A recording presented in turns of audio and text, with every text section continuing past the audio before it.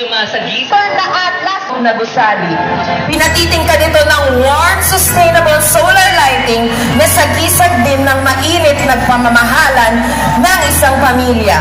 Kaakibat ng parol ang makulay na props na lumilikha ng contrast upang sumagisag sa pakikipamuhay ng pamilya sa makabago at mapanghamong mundo at ipinagdiniwang ng panibagong lakas. Ang parol na ito ay nabuo mula sa pagkakaisa. Kaya sa ating pagtataglay ng panibagong lakas, tayo ay bumabalik at susulong kasama ang ating pamilya. Kuwang-kuwa ng College of Architecture ang tema natin ngayon, panibagong lakas! At ngayon, ito na nga ang kanilang presentasyon. Pamilya ang pangunahin nating pinagkukunan ng lakas.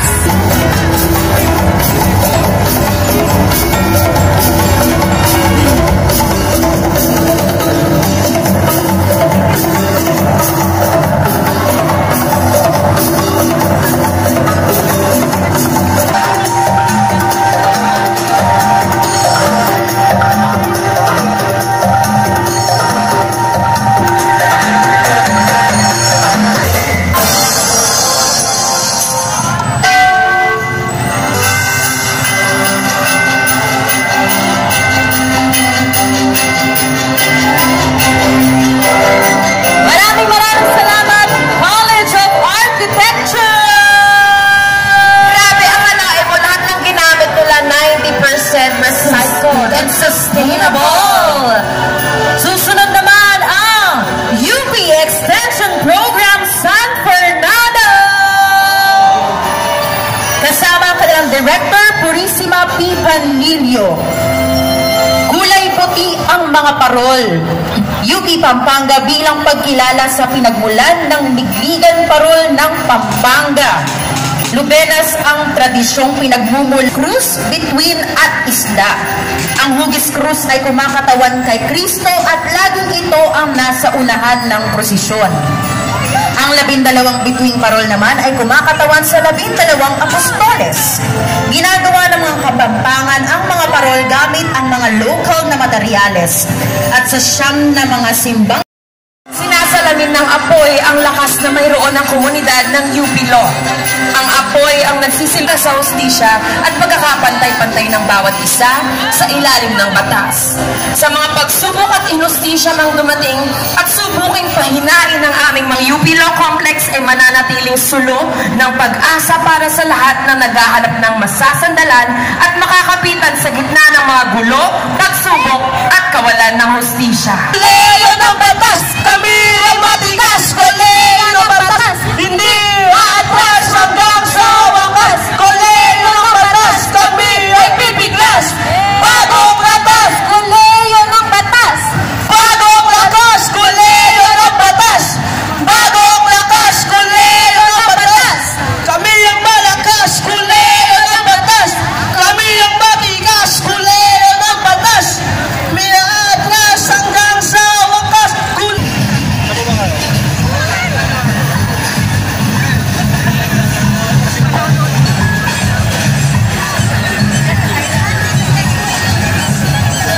Isang tinig mula sa Paaralan ng Paggawa at Ugnayan sa Industriya, UP Soler. Ibinibida namin ang parol ng Paaralan ng Paggawa at Ugnayan sa Industriya, ang UP Soler Rider. Ang mga delivery riders na kabilang sa Bagong Lakas Paggawa ay nagsalba ng marami. Let's go, UP Soler!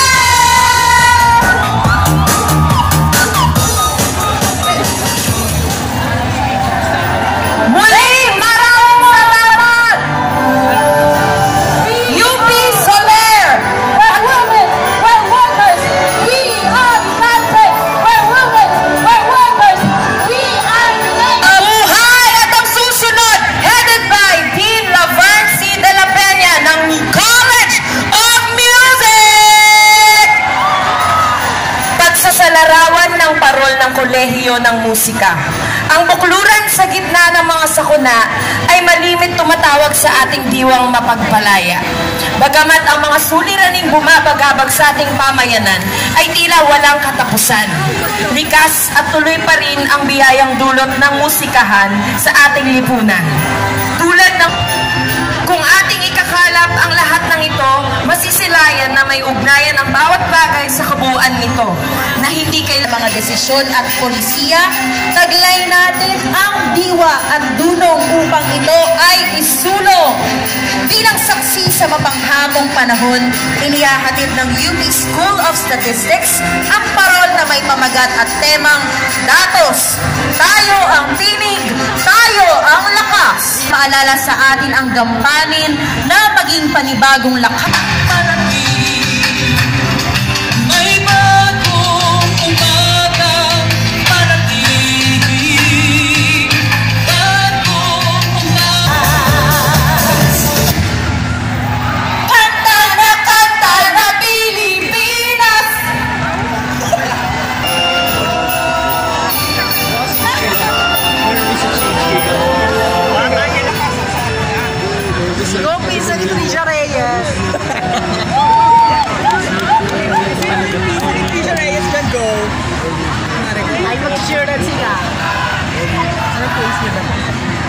Oh my God! Ang tatungkot pala nila.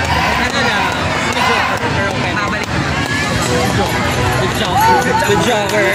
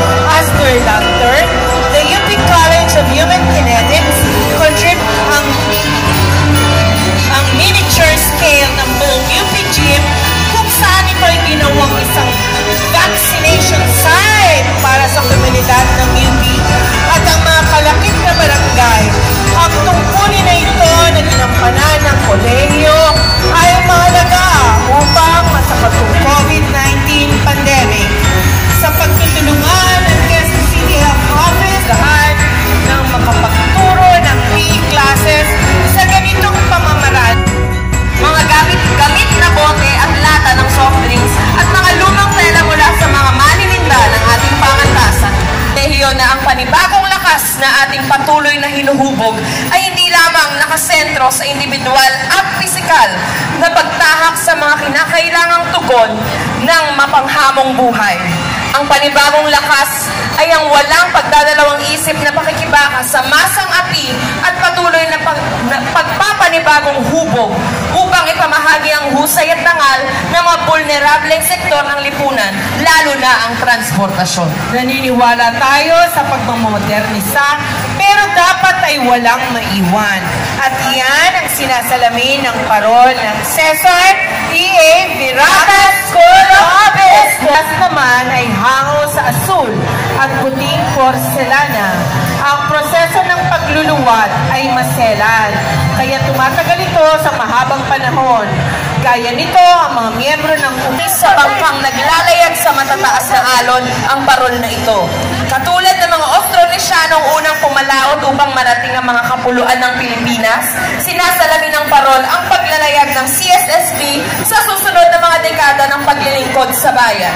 Parehong sumisimbolo naman ang matataas na alon sa hamong kinakaharap ng kolehiyo sa gitna ng kasalukuyang kontekstong sosyo-politikal at gayon din sa tatag ng paninindigan ng mga konsensya ng bayan upang patuloy na kumilos alang-alang sa panlipunang katwiran at kaunlaran. Ang makulay na layag ay nagtatampok sa magkakahalong karanasan ng mga Pilipino sa harap ng isang mapanghabang panahon at pati na rin sa pagkakaisa ng mga departamento at surian ng CAC sa paggigiit ng katarungang panlipunan. At ang parol sa hugis ng isang bituin sa pinaka-tuktok ng layag ay isang pagbabalik tanaw sa mga bituin nagsisilbing gabay sa ating mga ninuno sa paglalayag. Gayon din, sinisimbolo nito ang haraya ng kolehiyo na magsisilbing gabay sa pagpapanda ng mga recycled na karton, papel at dyaryo. Makikita naman ang mga recycled plastic bottle para sa alon. Panghuli, ang pailaw ng parol ng CSSP ay LED strip light na mas matipid sa konsumo ng enerhiya at sustainableng pailaw. Muli, na paglinang ng karunungan at pag-unlad ng pamayanan. Ang bawat makulay na pitak at hugis ng parol ay sumasagisag sa mga Sustainable Development Goals na isinusulong ng UP SERP na ilahok sa panggap sa pagkakaiba-iba ng mga isipan at pamamaraan. Sa likuran ng parol ay nagpapakita ng hugis ng isang mayabong na puno. Ito ay nangangahulugang Guide to Access Books and Information, ang napakahalagang bahaging Flyers Library. Iniimbitahan tayo ni Gabi na dumalaw at makipagkwentuhan sa aming kolehiyo at silid aklatan. Pag-usapan natin ang isang posibilidad na naghihintay lamang ng katuparan at realisasyon sa halinan ng pagbabasa. Muli, ang UP SLIS. Hindi nakita yun, nawala.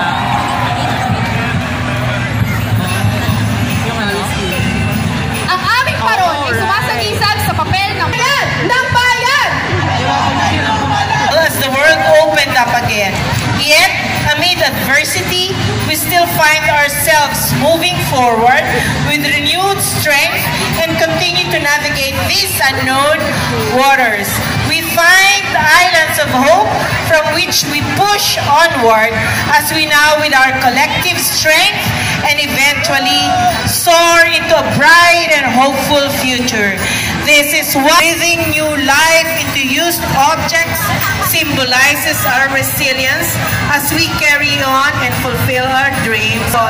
Once again,